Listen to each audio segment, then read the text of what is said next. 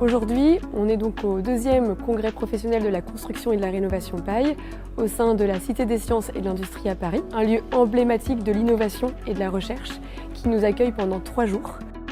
C'est un lieu emblématique dans lequel on est venu il y a déjà une vingtaine d'années au sous-sol pour faire des démonstrations, faire la promotion de la construction en paille, et donc on y revient 20 ans après pour un congrès professionnel.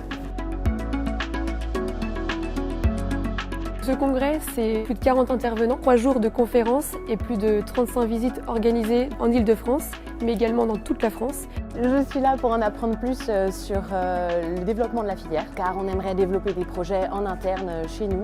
On vient parce que c'est le second, on est allé au premier qui était très bien, on apprend plein de choses, c'est indispensable. Donc ça y est, on y est, deuxième congrès.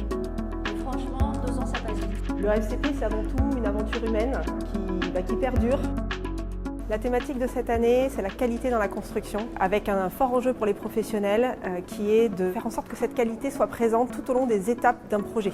Le thème de la qualité va donc être abordé tout au long du congrès avec des tables rondes, des présentations, différents intervenants avec des profils d'architectes, de bureaux d'études, d'artisans, d'entreprises et même d'industriels, ce qui va nous permettre de faire le tour des solutions possibles.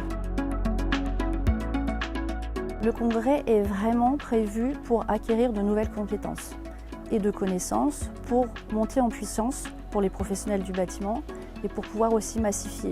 On va avoir de plus en plus de projets. Plus les gens et les professionnels seront formés, plus on pourra atteindre la qualité sur les projets.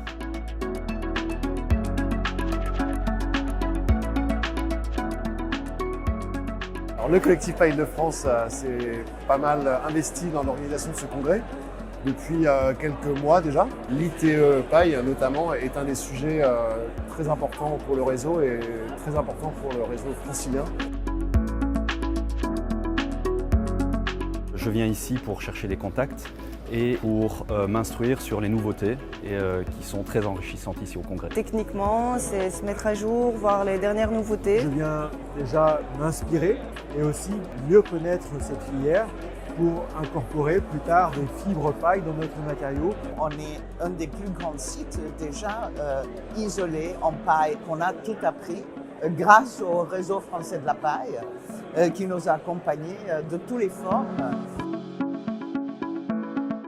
Ce moment, c'est aussi la convivialité, une des valeurs fortes du RFCP. Ça permet à toutes les personnes du réseau de se retrouver à un moment dans l'année pour pouvoir parler professionnels sur des projets et parler autour de la paille. Ça va donc des agriculteurs, aux artisans, aux entreprises, à la maîtrise d'ouvrage, aux maîtrises d'œuvre, en passant par les assureurs, les bureaux de contrôle.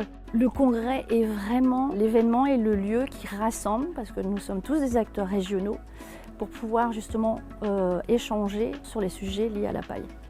On sent que les congressistes portent un intérêt fort pour la construction paille et la rénovation paille. Tout au long de la journée, on a senti une émulsion autour de la paille et ça fait plaisir. Ça nous encourage à organiser d'autres événements par la suite. Les actualités du moment au réseau français de la construction en paille se portent sur le projet POP 2030 pour des ouvrages en paille, projet pour lequel on a eu des subventions de la part de l'État. Sur 5 ans, nous allons pouvoir mener des essais, définir des protocoles, se rencontrer pour échanger sur les bonnes pratiques. Et l'objectif de ce projet, aller vers la massification, transmettre aux entreprises des définitions, des protocoles et une manière de mettre en œuvre le matériau paille de façon sûre et simple.